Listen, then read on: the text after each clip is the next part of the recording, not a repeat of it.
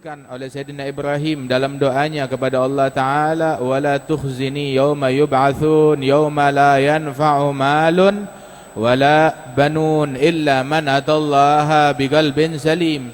Ya Allah, jangan hinakan aku di hari kebangkitan, hari di mana harta, keluarga tidak membawa manfaat kecuali mereka yang datang kepada Allah, menghadap kepada Allah dengan membawa hati yang selamat. Selamat dari hubbid dunia, dari kecintaan kepada duniawi. Kenapa? Sebab cinta dunia ini adalah, kata Rasulullah SAW, hubbud dunya ra'su kulli khati'ah. Cinta kepada dunia, bukan dunianya, cintanya aja, baru cintanya itu adalah sumber biang segala kesalahan. Itu asal muasalnya, sumbernya adalah dari hubbid dunya, wal iyadzu billahi min dzalik. Karenanya itu, bersihkan hati kita dari hubbid dunia, dari cinta harta, cinta kedudukan, cinta penghormatan. Disebutkan bahwasanya apa itu dunia? Dunia itu bukan dinilai dari banyaknya harta, bukan dinilai dari tingginya jabatan, bukan itu masalahnya, bukan keberadaan itu semua. Banyak nabi-nabi yang hartanya banyak, banyak nabi-nabi yang juga sekaligus merangkap sebagai raja, sebagaimana Nabi Sulaiman. Akan tetapi yang jadi masalah itu ketika seseorang terobsesi untuk mencapai harta yang banyak atau jabatan yang tinggi, dan demi mencapai itu semua dia tinggalkan yang sunnah, dia tinggalkan adab, apalagi yang fardu dia telantarkan. Sehingga dikatakan apa itu dunia? Ad-dunya kullu ma yulhika 'anillah wa yuqi'uka fi ma'siyatih. Segala sesuatu yang membuat engkau lalai, lupa kepada Allah, menjebloskan engkau dalam kemaksiatan, maka itu adalah dunia.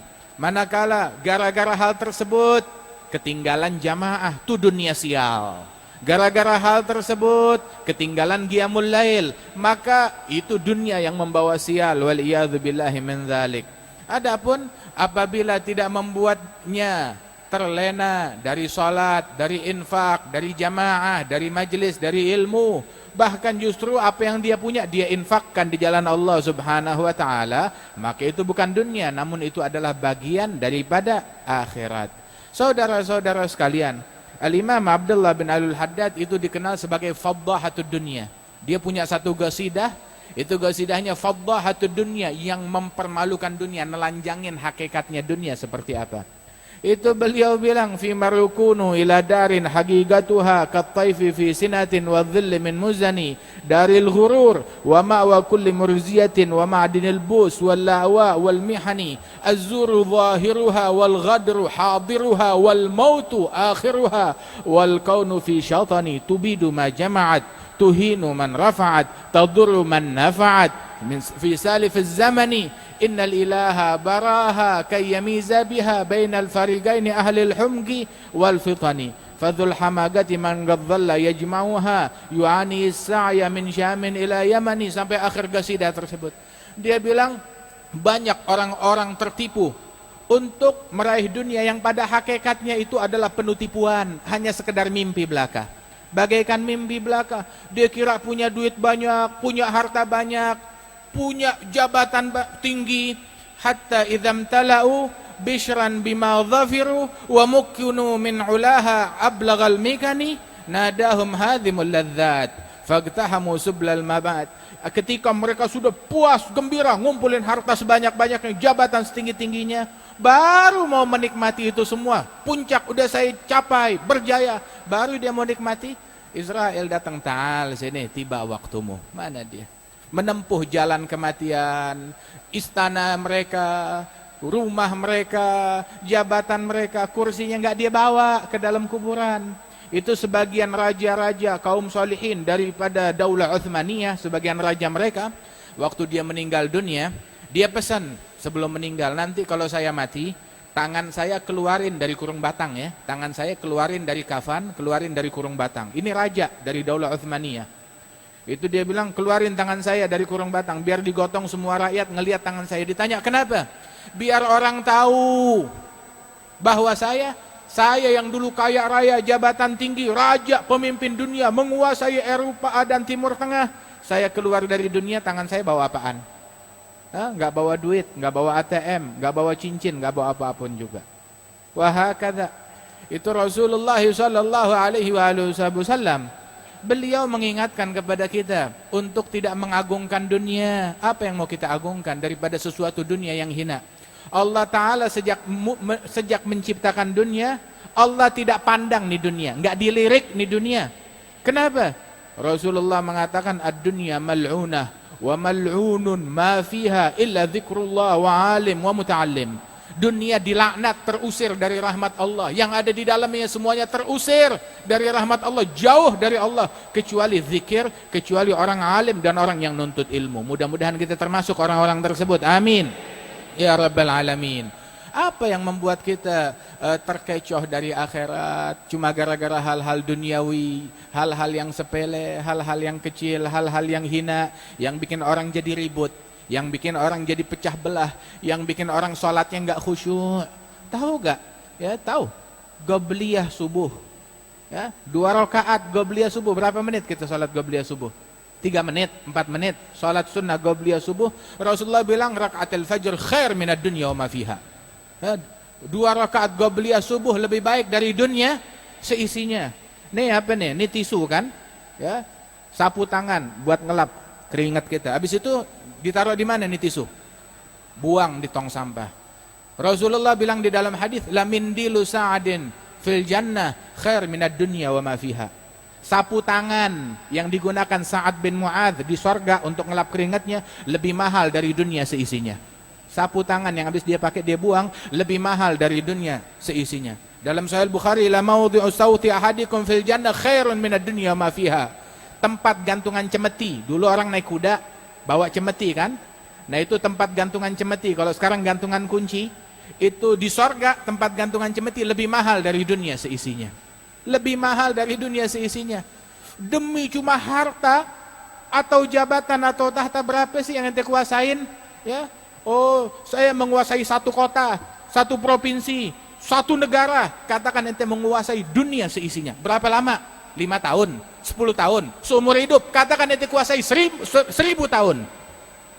Tapi gara-gara itu semua ketinggalan sholat jamaah 1 kali, wallah sial, wallah rugi, wallah nggak ada gunanya itu semuanya. Wal iyadu billahi min dzalik. Ya ayyuhal insan, ma gharraka bi rabbikal karim alladzi khalaqaka fasawwaka fa'adalak fi ayyi suratin ma syaa rakkabak. Apa yang menipu engkau dari Allah? Jabatanmu, hartamu, engkau kira itu berharga? Engkau kira itu mulia? Tahu gak kadar dunia di mata Allah seperti apa? Rasulullah bilang dalam hadis, "Lau kanatid dunya ta'dilu 'indallah janaha ba'udah ma saga kafiran minha syarbata ma." Seandainya dunia di mata Allah sebanding dengan selembar sayap nyamuk di mata manusia. Selembar sayap nyamuk di mata kita harganya kayak bagaimana? Ya, kita cari, kita pungutin, kita kumpulin. Nggak ada. Nggak ada harganya, nggak kita lirik itu selembar sayap nyamuk. Katakanlah seandainya dunia di mata Allah sama kadarnya seperti selembar sayap nyamuk di mata manusia, niscaya Allah tidak akan memberikan nikmat dunia itu kepada orang kafir seteguk air pun juga. Tapi karena dunia ini hina, lu ambil, lu makan, lu telan. Dikasih kepada Fir'aun, dikasih kepada Namrud, dikasih kepada Haman, waliyadzubillah min dzalik. Sebab innallaha yu'ti dunya liman yurid wa man la yurid wa la yu'til akhirah illa liman yurid. Allah ngasih dunia, yang mau, yang enggak mau ambil tuh dunia. Tapi akhirat cuma dikasih, akhirat mahal, dikasih kepada orang-orang yang mencarinya saja. Ad-dunya darun liman la daralah wa malun liman la mala lah wa laha yajma'u man la aqla lah. Dunia adalah rumah buat orang yang di akhirat enggak punya rumah. Yang di akhirat nggak punya rumah, lu ambil dunia sebagai istanamu. Harta, dunia adalah harta buat orang yang di akhirat nggak punya harta. Dan yang terobsesi ngumpulkan dunia adalah orang yang di mata Allah nggak punya akal. Waliyadzubillah, nggak punya akal di mata Allah Subhanahu Wa Taala. Karenanya Allah ciptakan dunia itu untuk apa? Untuk siapa? Untuk apa Allah Ta'ala ciptakan dunia? Allah ciptakan dunia sebagai alat uji, alat tes. Liyabluwakum, untuk nguji kalian, untuk ngetes kalian. Siapa yang amalannya paling baik? Allah untuk menciptakan dunia sebagai alat tes antara orang pintar dengan orang bodoh. Orang pintar dengan orang bodoh. Siapa orang bodoh? Orang bodoh yang menghabiskan waktunya untuk ngejar tuh dunia, nyari tuh dunia, ngumpulin tuh dunia sebanyak-banyaknya, menganggap antal magsud, engkau adalah tujuan utama. Engkau adalah puncak harapan saya. Waliyadzubillahi min dzalik. Nah itu dia. Tanafasuha a'tauha gawalibahum ma'al gulub fayalillahi min ajabi. Mereka rela korbankan jiwa, raga, hati, agama dikorbankan cuma dunia. Demi mencapai dunia. Semuanya dia jual untuk pencapaian terhadap duniawi tersebut. Padahal di mata Allah Ta'ala itu kecil, nggak ada apa-apanya, nggak ada harganya. Rasulullah sallallahu alaihi wasallam pernah ditawarkan, ya, ini kurangin dakwahmu sedikit. Ya, jangan dakwah ke jalan Allah Ta'ala. Apa imbalannya? Kita kasih jabatan. Kami jadikan engkau rajanya Arab. Kami kumpulkan harta hingga engkau menjadi orang Arab yang paling kaya. Kami nikahkan kau dengan wanita yang cantik-cantik semuanya yang kau mau. Nabi bilang kagak mau, jangan lagi dunia. Taruh bulan di tangan kanan, taruh matahari di tangan kiri. Saya nggak bakalan mundur dari dakwah ini, kata Rasulullah sallallahu alaihi wasallam. Nabi pernah ditawarkan untuk nih gunung dijadikan tuh gunung emas. Nabi bilang nggak mau.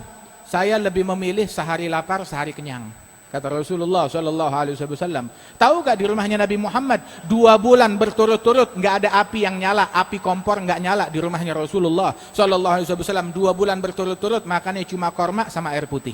Sallallahu alaihi wasallam. Wah hakadha, apa jadi hina Nabi Muhammad?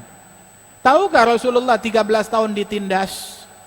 Tahu gak Rasulullah sallallahu alaihi wasallam diperangi? Tahu gak Rasulullah merasakan kesulitan, kepahitan, mau makan aja susah, diasingkan di Syi'ib Bani Hashim, diboikot di sana, sehingga mereka cuma memakan dedaunan. Tapi Nabi Muhammad nggak ngeluh, Nabi Muhammad nggak protes akan hal tersebut, bersabar sallallahu alaihi wasallam.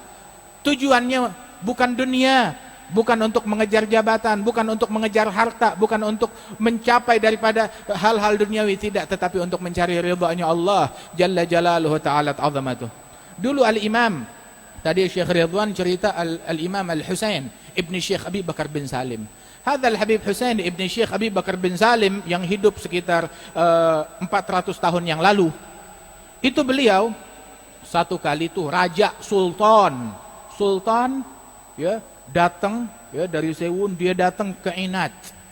Mau ngapain datang ke Inat? Dia udah bilang sama penjaga istana, nanti malam ya kalau malam-malam ada perempuan berkerudung keluar, udah jangan tanya macam-macam, lepasin aja. Nggak taunya siapa tuh? Dia pakai pakaian berkerudung, tutup cadaran, keluar. Kenapa? Dia mau pergi ke Inat, mau ziarah Al-Habib Husain ibn Syekh Abi Bakar bin Salim untuk omongan penting pribadi. Datang sampai di Inat, ketemu Sayyidina Husain ibn Syekh Abi Bakar bin Salim. Begitu ketemu, langsung dia bilang, ya Imam.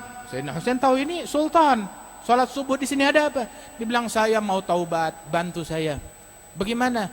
Ini sekarang khalas, ini istana saya, kerajaan saya, jabatan presiden saya berikan kepada engkau. Ambil buat kamu mau pakai sendiri, kamu jadi presiden, atau kamu berikan kepada anak-anak kamu, atau murid kamu, atau siapapun kamu mau, ambil dah. Saya nggak kuat, saya serahkan kepada engkau. Kemudian Sayyidina Husain ibn Syekh Abi Bakar bin Salim, beliau bilang, "Lau kanatil imarah tasluh lil hamir, la nardaha li hamirina." Seandainya kekuasaan, jabatan bisa dipikul oleh keledai, saya nggak tega membebani keledai saya dengan jabatan tersebut. Keledai saya, yang saya sayangi, saya tunggangi, saya nggak tega saya pikulkan tanggung jawab jabatan yang besar itu hari kiamat. Kasih kepada orang lain. Habis bagaimana? Berikan kepada sepupumu, keluargamu yang kira-kira orang soleh, taqwa, kamu serahkan kepada dia. Wahakada, ditawarkan dunia depan mata dia, mereka tolak. Radhiyallahu anhum waradhahum. Saudara-saudara sekalian, dunia tuh bukan berarti kita nggak boleh punya duit, bukan berarti kita nggak boleh punya jabatan. Lah, kita mau jabatan-jabatan penting, ya itu diduduki oleh orang-orang Islam yang taqwa kepada Allah Subhanahu wa taala, yang semangatnya mencari Allah bukan mencari dunia. Itu yang kita inginkan. Dihuni oleh orang-orang yang bertakwa, yang istiqamah kepada Allah Subhanahu wa taala, yang memprioritaskan salat lebih dari dunia seisinya. Yang memprioritaskan ilmu lebih dari dunia seisinya.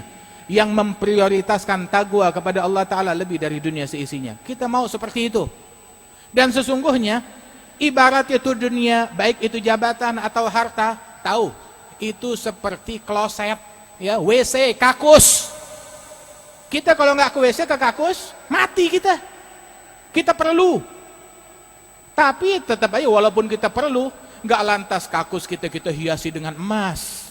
Nggak lantas kakus kita kasih gubah. Nggak lantas kakus kita pajang di mihrab. Hatta nggak punya otak yang semacam itu. Dunia itu kayak kakus. Bukan kita taruh kakus kita di atas meja makan, atau di atas kasur kita, atau di atas mimbar. Lah, bukan tempatnya. Ya, kakus adalah kakus, pakai gunakan, tapi enggak 24 jam kita ngerem di situ, kita tinggal di situ. Saat diperlukan kita pakai, setelah itu khalas dengan kesibukan kita kepada Allah Subhanahu wa taala. Dunia itu kayak sendal, letaknya di kaki, bukan di kepala. Agama itu adalah peci kita, itu adalah mahkota kita, itu adalah imamah kita, itu adalah kacamata kita, letaknya di kepala. Tapi apa jadinya kalau sendal ditaruh di kepala, sedangkan kacamata ditaruh di kaki, pecah, hancur. Ini yang keliru ketika kita menjadikan dunia kita taruh di atas kepala kita. Kalau ada orang pakai sendal di kepala, kita bilangnya apa? Orang gila yang macam begitu. Itu orang gila. Kalau ada orang yang taruh kloset di atas mihrab, di atas mimbar, kita bilang apa itu namanya? Penistaan. Waliyadzubillah min dzalik. Menodai. Dia bawa kakus ke dalam masjid, dia bawa kakus ke dalam majelis. Penistaan. Hada kurang ajar, galil adab kepada syariatnya Nabi Muhammad sallallahu alaihi wasallam. Yang galil adab, yang kurang ajar macam begini, itu yang bikin Islam jadi kalah. Tapi kalau Islam, dia bisa menempatkan segala sesuatu pada tempatnya. WC ya WC, kakus ya kakus, masjid ya masjid, majelis ya majelis, ilmu ya ilmu, akhirat adalah akhirat. Wahakadha, baru Allah Ta'ala berikan keberkahan. Tapi kalau kita nggak bisa ngatur diri kita, ya berantakan. Karenanya itu, ayo, Al-Habib Abdullah bin Al-Haddad, ya, ini terakhir kita nih. Al-Imam Abdullah bin Al-Haddad itu dia ngajarkan satu doa kepada kita. Apa doanya? Ada doa kita terima ijazah dari masyayikhuna sampai kepada Imam Abdullah bin Al-Haddad. Itu doanya, kata Imam Abdullah bin Al-Haddad, itu dalam wirid beliau selalu dia baca dan diajarkan untuk dibaca tiap habis salat 5 waktu. Doanya, Allahumma akhrij min qalbi kulla qadrin lidunya wa kulla mahallin lil khalq yamilu bi ila ma'siyatik aw yashghuluni an ta'atik aw yahulu baini wa baina tahaqquqi bi ma'rifatikal khassah wa mahabbatikal khalisah. Itu doa tuh. Guru-guru kita bilang perbanyak doa ini, tiap habis sholat 5 waktu baca. Kenapa? Biar hati kita jadi benar. Apa sih doanya? Terjemahannya apa? Allahumma akhrij min qalbi kulla qadr li dunya.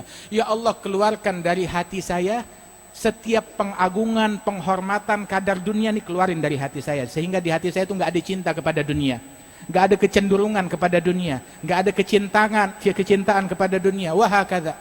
Mudah-mudahan Allah Ta'ala berikan taufik kepada kita sekalian.